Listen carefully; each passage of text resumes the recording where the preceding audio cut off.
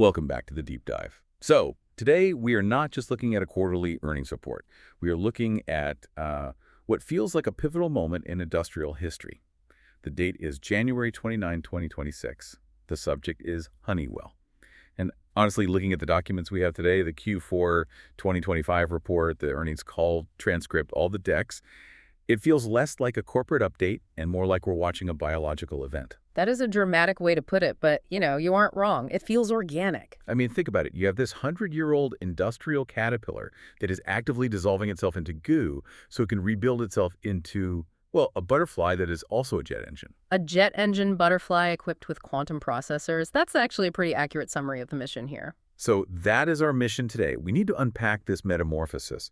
Honeywell is dismantling the conglomerate model that made it famous.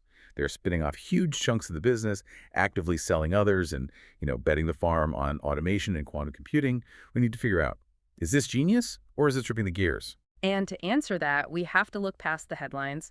We need to understand the mechanics of the spin-offs, the stranded costs they're fighting, and this concept of agentic AI they keep talking about. It's a complex picture. But before we get to the sci-fi stuff, we have to eat our vegetables. Yeah. We need the numbers, high level. How do they actually perform in the fourth quarter of 2025? Because you can't pivot if you're broke. Exactly. And they certainly aren't broke. They beat expectations on both the top and bottom lines. Revenue hit $10.07 billion. That's up 10% on an adjusted basis. But the profit number is the one that Wall Street liked. Adjusted earnings per share came in at $2.59, up 17%.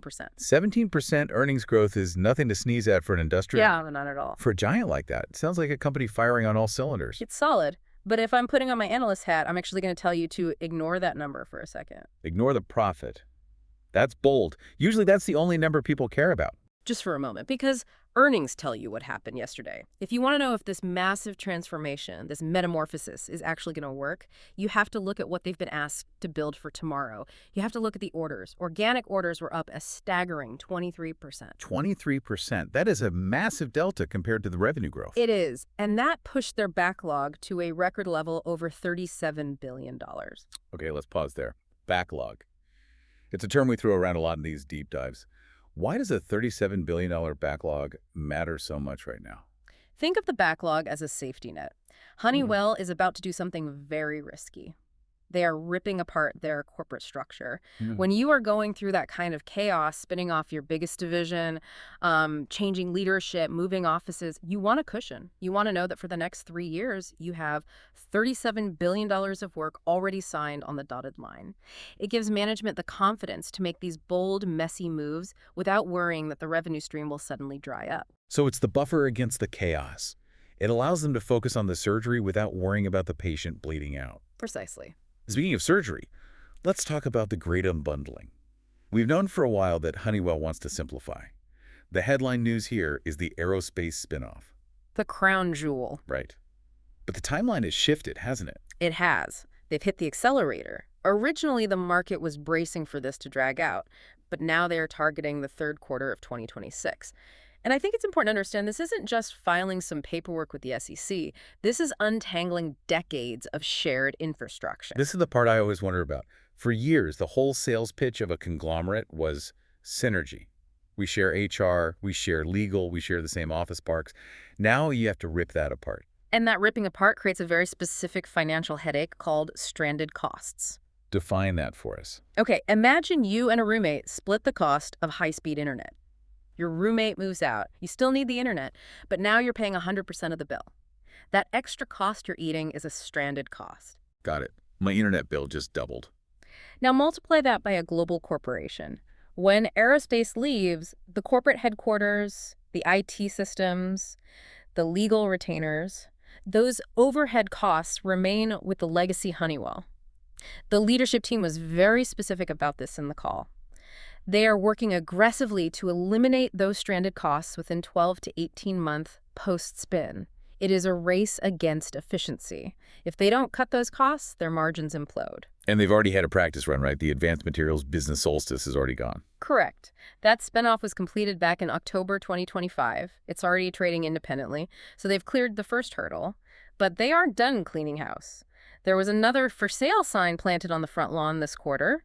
They announced they're selling the productivity solutions and services business and the warehouse and workflow solutions business. Okay, I have to challenge this one. Warehouse and workflow. Isn't that the barcode scanners, the conveyor belts, the robotics for fulfillment centers? It is. I thought e-commerce was still booming. Why on earth would you sell the picks and shovels of the Amazon age? That seems like selling a gold mine while the gold rush is still on. It's a fascinating strategic choice, and it really comes down to commodity versus proprietary. Yes, e-commerce is big, but making a barcode scanner or a conveyor belt, that is becoming a commoditized game. There's a lot of competition, margins get squeezed, and it's hard to differentiate. So it's race to the bottom on price. Exactly. Honeywell is signaling that they want to exit the logistics game to focus strictly on automation in a much higher value sense. They want to focus on process, buildings, and industrial automation where the barrier to entry is higher. So less about moving a box from A to B and more about automating the complex factory that makes the box. Precisely. By selling those warehouse units, they simplify the industrial automation segment down to its core. Sensing measurement. Think sensors for aerospace, high-end medical devices, gas detection in refineries. This is mission-critical stuff. If a barcode scanner breaks, a package is late. If a gas detector breaks, a plant explodes. High stakes, high margins. Exactly. It's about quality of revenue over quantity. They are pruning the tree to make the fruit sweeter. So come late 2026, we're looking at a new structure. 4 segments: aerospace technologies, building automation, process automation, and industrial automation. Let's deep dive into the first one because that's the giant that is about to leave the nest. Aerospace. The engine room. Sales grew 11% organically in the quarter. Now, we should note that excludes the impact of the Bombardier agreement, which muddies the water a bit year over year. But the underlying engine is roaring. And what is fueling that? Is this just the long tail of revenge travel? Are people just flying more? That's part of it. The aftermarket segment, spare parts and maintenance, is very strong because flight hours are up, both of big commercial jets and private business jets. If planes are flying, things are breaking, and Honeywell makes money. But the real accelerator now is commercial OE original equipment. This is putting the engines on the new planes. Right. For a long time, the supply chain was a total mess. You couldn't get the titanium, you couldn't get the chips. The plane makers Boeing, Airbus couldn't build fast enough. Now that supply chain is finally recoupling with the build rates. Planes are actually getting built, which means Honeywell is finally shipping the hardware. And we can't ignore the geopolitical side, sadly. Defense and space spending is elevated globally. Unfortunately, a volatile world is a profitable world for defense contractors. Honeywell is a major player there, and demand is sustained. But there's a really interesting concept the CFO mentioned regarding aerospace margins. He called it Liberation Day. Liberation Day. That sounds incredibly dramatic, like they're storming a beach. In accounting terms, they kind of are. You have to go back to April 2025. There were significant tariffs and inflation hitting their supply chain costs. They were eating those costs for a while. Liberation Day refers to the moment when their pricing adjustments finally caught up to and neutralized those tariff impacts. So the price hikes finally overtook the cost hikes. Correct. It's the point where the pricing power liberates the margin from the cost pressure. Combined with the fact that integration costs from past acquisitions are fading away, it means their profitability per engine or per part is looking very healthy right as they spin off. They also announced the team that's going to fly this new independent company. Jim Courier as CEO, Josh Jepson as CFO, and Craig Arnold as chair. That last name is the one that caught my eye. Craig Arnold. The former Eaton CEO. The same. He is a legend in the industrial world for operational excellence. Eaton is known for being run incredibly tight. Putting him as chair sends a very strong signal to Wall Street that this new aero company isn't just going to coast on its reputation, it's going to be run with rigorous discipline. Before we move off aerospace, we have to address the elephant in the room, or maybe the private jet in the room, the FlexJet settlement. They paid out $377 million in cash. That is a painful check to write. It is, and it hit their GAAP earnings hard. But you have to look at the so what here. Why write that check? How soon to make a lawsuit go away? Yes, but it's more than that. In exchange for that $377 million, they settled all the litigation and, crucially, secured a commercial partnership extension through 2035. So it's basically an expensive marriage counseling session that saved the marriage for another decade. That is the perfect analogy. In the context of a business that generates billions, securing a customer like FlexJet, which is a massive player in fractional jet ownership, for another 10 years is likely worth the upfront pain. It removes uncertainty. And in this market, uncertainty is the enemy. Okay, let's pivot from the skies to the ground. Specifically inside our buildings. This is the tech angle of the deep dive. Building automation grew 8%. But there was one stat that made my jaw drop. Data centers. It is remarkable. A couple of years ago, Honeywell's revenue from data centers was effectively zero. It wasn't a reporting category. Now it's creeping toward material, meaning it's over 5% of their total revenue. And we all know why. AI requires compute. Compute requires data centers. But what is Honeywell actually selling them? They aren't making the chips. They aren't NVIDIA. No, they aren't NVIDIA. But think about what a data center actually is physically. It is a building that generates an immense amount of heat, consumes massive amounts of power, and needs fortress-level security. Honeywell sells the fire safety, the environmental controls to keep the servers from melting, and the security systems. They're selling the life support system for the AI brain. Exactly. If the cooling fails, the AI dies. It's mission-critical infrastructure. You cannot run a billion-dollar server farm with a $10 thermostat. Speaking of AI, they talked a lot about Honeywell Forge and their software. And they used a phrase that, frankly, made my brain hurt a little. Ontology-based models. Can we please unpack that without needing a philosophy degree? It does sound academic, doesn't it? But it's actually very practical. Think about a traditional building management system. It sees a fan, it sees a light switch, it sees a temperature sensor, but it doesn't know how they relate to each other. It's just a list of parts. Okay, so it's a dumb list. Right. An ontology is a map of relationships. Honeywell software identifies every asset in a building, the chiller, the vent, the thermostat, and it understands how they connect physically and operationally. It knows that this specific thermostat controls that specific vent, which is fed by this specific chiller. So it's not just a list, it's a nervous system. Exactly. And once you have that data model, that map, you can run AI agents on top of it. This is the agentic AI they talk about.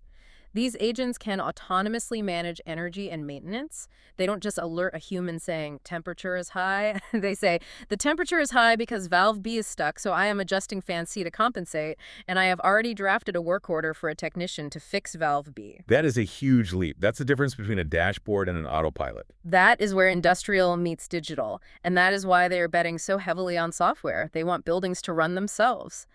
Okay, that is cool. It's like the building has an immune system. Now, moving to the next segment, process and industrial automation. Reading the report, this felt like a tale of two cities. It was the best of times, it was the worst of times. It really was. You have a complete disconnect between the short cycle and the long cycle. Let's start with the bad news. Short cycle. Energy and sustainability solution sales were down 7%. Why? One word, petrochemicals. Right now, there is massive overcapacity in the global petrochemical market. These plants are not running at full tilt because supply is too high. Because they aren't running hard, they aren't buying catalysts. Catalysts. These are the chemical consumables you need to process the stuff. It's like toner for a printer. If you aren't printing, you don't buy toner. If you aren't refining, you don't buy catalysts. Okay, makes sense. But then you look at the other side. Orders for UOP, that's their process tech arm, grew over 40% in refining and petrochemical projects. How can orders be up 40% if sales are down? That seems contradictory. That is the aha moment. That is the long cycle. The sales drop is about what is happening today. The order spike is about what companies think will happen in 3 years. So companies are betting demand will come back? Yes. They are looking at the world and saying, we need more LNG capacity. We need more refining capacity for the future. So they are signing contracts now to build plants that will open in 2027 or 2028. Honeywell gets the order today, adds to that backlog, but they don't get the revenue until the work is done later. So the drop in sales today is a hangover from the past, but the spike in orders is a promise for the future. Exactly. And it's why looking at just one quarter's revenue can be misleading for an industrial company. The order book tells the real story of the market's confidence. There was also a note about regional weakness. Europe and China were specifically called out as weak spots for short-cycle industrial automation. Yes. While North America is holding up well, thanks in part to all that data center build-out, the industrial engines of Europe and China are sputtering a bit. That's macroeconomics. If factories in Germany or Guangdong are slowing down, they buy fewer sensors and switches. Honeywell isn't immune to the global economy. All right, let's leave the factory floor and go, well, into another dimension. Let's talk about Quantinuum. This is Honeywell's majority-owned quantum computing venture. The moonshot? The numbers here are getting serious. They just raised about $840 million, and that puts the pre-money valuation at $10 billion. It's staggering. For a company that most people still think of as the thermostat guys, owning a majority stake in a $10 billion quantum computing startup is a massive pivot. And they aren't just doing theory, they launched Helios. Right. Helios is their latest quantum computer. They claim it's the most accurate commercial quantum computer available. And commercial is the key word here. We are moving from science project to business tool. They're targeting things like drug discovery and cybersecurity. And they announced a partnership with NVIDIA. That's the magic word in tech right now. If you say NVIDIA, your stock usually goes up. But is there real substance there? In this case, yes. The partnership makes a lot of sense technically. Quantum computers, or QPUs, are great at specific, incredibly hard problems, like simulating molecular structures. AI supercomputers, GPUs, like what NVIDIA makes, are great at pattern recognition and processing massive data. The idea is to create a hybrid. So you use the AI to identify a potential drug candidate and then use the quantum computer to simulate the physics of it perfectly. Precisely. AI becomes more expansive through quantum, and quantum becomes more powerful through AI. That's the vision. But visions cost money, and you pointed out in your notes that this is a drag on their financials right now. It is. It's an investment headwind. It knocks about 30 basis points off their margin. They're spending hundreds of millions of dollars to keep this lead. But for the listener, the takeaway is that Honeywell is playing the long game here. They're willing to take a small hit on profits today to potentially own the operating system of the future. It's a venture capital bet inside a public company. A $10 billion bet. So looking ahead to 2026, they give us their guidance. What should we expect? Is it smooth sailing? It's a year of solid, if not explosive, growth. They are forecasting sales between $38.8 and $39.8 billion. That's 3.6% organic growth. Earnings per share up 6.9%, landing somewhere between $10.35 and $10.65. And cash flow? Strong. They expect to generate up to $5.6 billion in free cash flow. That gives them plenty of ammo for dividends or more acquisitions. And they mentioned a strategy focused on new product introduction, or NPI. Why is that specific metric important? Because it measures vitality. In 2025, 4% of their growth came from products that didn't exist a few years ago. Their goal is to keep that velocity. It means they can't just rely on hiking prices on old gear, they have to innovate. If that number drops, it means the R&D engine is stalling. Speaking of prices, they do expect to raise prices by about 3.5% next year. Which tells us inflation isn't dead yet. Labor, electronics, commodities costs are still going up. But Honeywell seems confident they can pass that on to the customer. They have pricing power. When you sell mission-critical tech, customers grumble, but they pay. So let's wrap this up. We've covered a lot, from jet engines and stranded costs to ontology-based AI and quantum qubits. If you're a listener trying to make sense of Honeywell right now, what is the one-minute summary? The summary is focus. Honeywell is in the final stages of shedding its skin. By the end of 2026, it won't be a confused conglomerate. It will be two distinct titans, a standalone aerospace giant and a focused automation powerhouse. 2026 is the transition year where the portfolio cleanup happens, the spins, the sales, but the safety net is that record backlog. The demand is there. It's a lesson in how legacy companies stay alive. You don't just keep doing what you've always done. You have to be willing to sell the past to buy the future. Well, here's my final thought for everyone to chew on. We talked about Honeywell exiting the warehouse business, the physical movement of boxes, and doubling down on automation and control. And we talked about them integrating agentic AI into buildings and plants.